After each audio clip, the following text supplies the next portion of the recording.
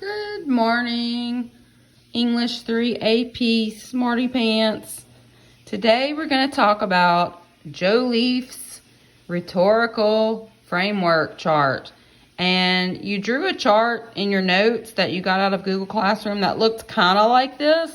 It may look a little different. I think they had tone kind of with this, and then this was kind of separated into a different section. So if it looks a little different on your page, that's okay, as long as you understand what each part means. And we're going to talk about that today. So I'm going to kind of just go through and define kind of what each word means. And then I'll explain to you what you're going to use this chart for. This chart will kind of be like your Bible. Like you'll use it for everything that you analyze. So just to reiterate, it's called Joliffe's rhetorical framework, but I just call it Joliffe's chart because that's basically what it is. So the first kind of essay that you're going to write or learn how to write in AP English is called the rhetorical analysis essay. But before you can write the essay, you have to learn how to interpret something rhetorically. And it's a lot different than what you're used to. So in 9th and 10th grade, you probably read things and you had to figure out who the characters were and the plot and the setting and the rising action and falling action and the conflict and what literary devices did you see in there. And that's all good, but that's just analyzing something on the surface level.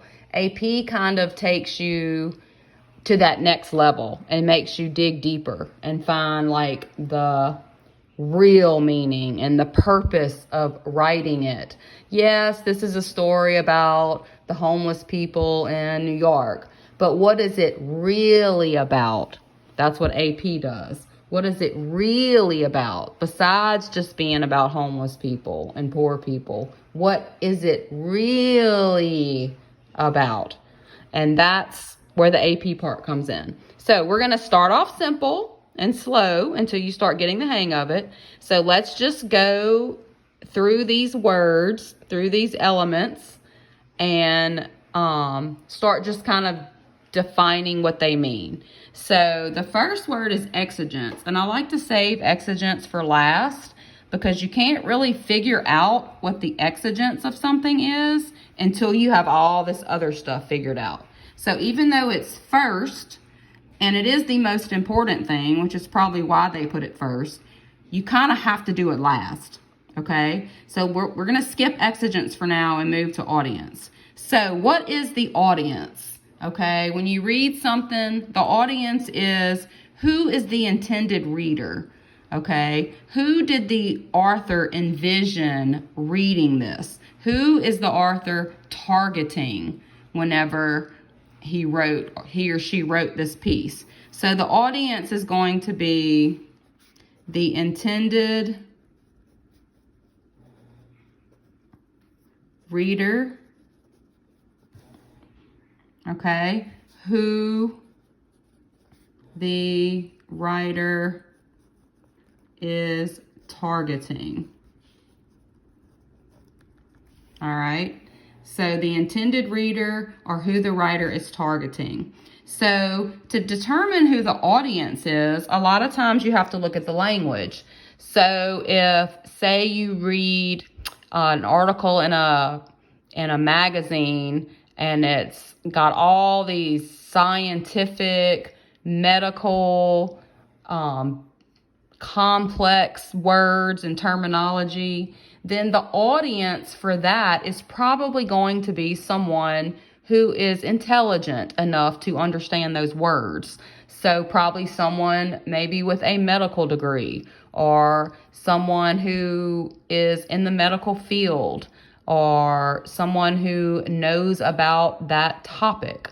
So that's the kind of things you're going to look for when you're looking at audience. You're going to look at the language and the diction and the types of words that are being used and think to yourself, what kind of person can understand this? Okay, so if like you read it and you don't understand it, then your age group is probably not the intended audience. Okay, so that's the kind of things you're going to look for audience.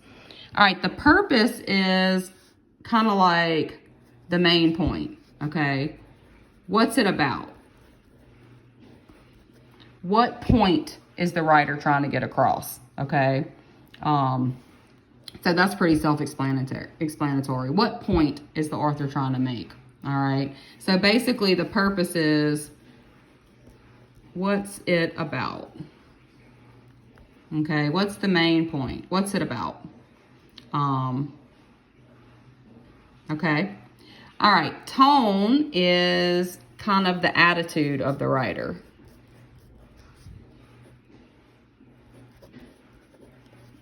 Attitude of the writer. That's a T right there. Sorry, I was trying to write and look at the video at the same time. So for tone, you're going to look at the way that it's written. Does the author seem mad and angry? Does the author seem excited and happy? Is it just informative? Does the author seem like inspired by something? So your tone is going to be things like mad, angry, happy, sad. Okay, it's kind of like the feeling that the author kind of puts out. All right, so you know, if you're reading a speech and the speaker is just blasting the other candidate and just saying all these derogatory things and he's slamming his fists and he's mad, then the tone is going to be angry, you know, something like that. Okay, so those three seem easy enough, right? The audience is who's the person intended, who did the writer intend to read this.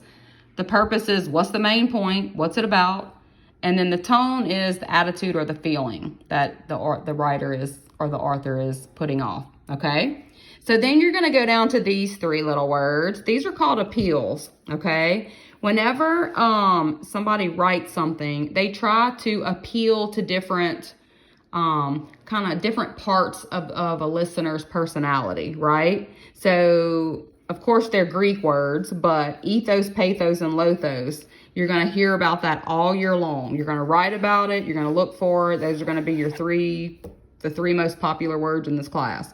So ethos means credibility. Okay, so if someone is credible, that means that they are believable, right? B-E-L-I-E-V.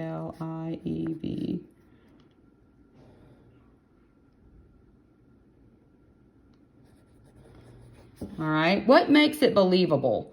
Okay, so for example, you probably believe what I'm telling you right now because you know that I'm an English teacher, right? You know that I've been teaching for a long time. You know that, or maybe you don't, but if you did some research on me, you would see that my test scores are usually pretty good. I have a good passing rate on the AP test. You know, I know my stuff, right? So I have credibility to teach you this because this is English. Now, if I tried to walk in your math class and start teaching you math, you would quickly see that I do not know what I'm doing when it comes to math. And I would lose my credibility with you. I would lose my believability. You would look at me and think, she does not know what she is talking about. She has no ethos when it comes to math. Okay, so whenever you read something, that's what you're going to kind of be looking for. What makes me believe that this person knows what they're talking about? What makes me believe them? What makes me believe in what they're saying? How, you know, what makes them credible? That's what ethos is. And it's from the word ethics. And if something is ethical, you know, it's done, you know, it's moral and it's right and it's correct, which kind of goes hand in hand with believability. So that's what ethos is. Pathos is the emotional appeal. Okay. So pathos is whenever you read something or you watch something and if any part of it just hits you in the feels, and gets you all in your feelings, then that means that had a lot of pathos in it, okay? So anything that kind of hits you in the feels, gets you all in your feelings, is pathos, okay? So pathos is emotional. So like, think about those animal commercials where you have that in the arms of an angel music playing, and they show all those sweet, sad, poor doggies that just are begging for somebody to rescue them and save them. I can't even watch those commercials. Like, I literally have to turn the channel because I'm a huge animal lover and we rescue animals, and that really, really hits me in the feels, okay? So those commercials, to me, have a lot of pathos. It doesn't have to be sad stuff, though. It could be something that you watch and it makes you happy and it makes you want to get up and dance and it puts you in a good mood. That's pathos, too. It's hitting you in the good feels, okay? So ethos is credibility. Pathos is anything that hits you in the emotions, okay? And logos is going to be factual evidence, proof, okay? So this is going to be like facts, evidence, statistics. All right, so logos stands for logic, which is what makes it true. Well, this is what makes it true. All this research and this facts and this evidence, that's what logos is. So this would be like if you're watching a commercial and they're talking about how 4 out of 5 doctors recommend this product, and they have all this evidence and these facts and these statistics. That commercial would have a lot of logos, okay? In order for something to be considered an effective piece of literature, it should have all 3 of those, but you rarely see that. Usually it just has 1 or 2, and it doesn't have all 3. So if you ever see a commercial or you read something or you write something that has all 3 of these appeals in it, then that's awesome, okay? Because you very rarely see all 3 used in one piece, okay? All right, so now we're going to go over to the other side of the chart, and these are going to be the way that the writer organizes things, okay? So diction is going to be the type of language or words that he chooses to use, he or she. Syntax is going to be the way that it's organized or written. Imagery is going to be, is it descriptive? Does it make you picture it in your mind? Can you smell it? Can you hear it? Can you taste it? Does it affect your 5 senses? And then figurative language is going to be all those things that you learned in 9th and 10th grade, like simile, metaphor, personification, all the little rhetorical devices. What does it have in it? Sometimes you might read something that has tons of similes in it. Why are those similes in there? They're in there for a reason. Okay, so that's what you're going to look for figurative language. All right, so diction is going to be word choice. Okay, what kind of words are they using? Are there a lot of angry words? Are there a lot of words that are happy? Are there a lot of words that are the same as success? Like, what kinds of words are used? And the way that I make you figure out diction is when we read something, I make you circle words that stick out to you when you read it. And then you kind of look at the types of words you have circled, and then you can kind of figure out what the diction was like. Okay, so that's what diction is, word choice, the types of words that are used, the vocabulary.